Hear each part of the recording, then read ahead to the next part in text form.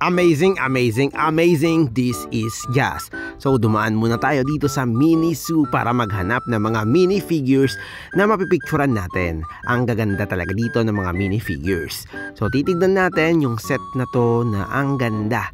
Isang grocery store or mini store, no? Sakto sa mga minifigure natin. Kung gusto nyong kumuha, syempre, kailangan mong bilhin. Sabi ko nga, titingin-tingin lang tayo dahil wala naman tayo pang bili. So, ibabalik natin yan kahit na sobrang ganda. May mga iba't ibang design yan. Meron ng parang store na may mga kimchi ba yan? Japanese store. At meron din naman dito ng ice cream store na saktong-sakto sa mga minifigures natin. Meron pa dito ng, ayan, candy store. Ang cute nila.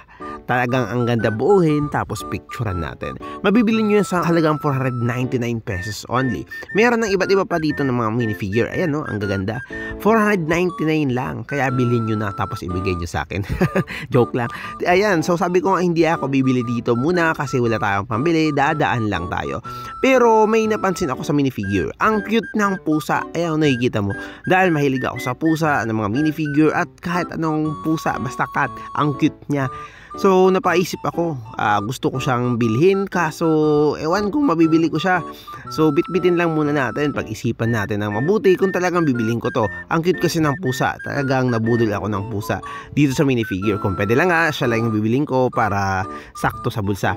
So, sa 499, ito, dadalhin ko lang siya, di ko alam kung bibilhin ko yan bibitbitin ko lang siya, baka magbago pa yung isip ko. So, hanggang sa makadating ako dito sa may unahan, tapos, ayun nga.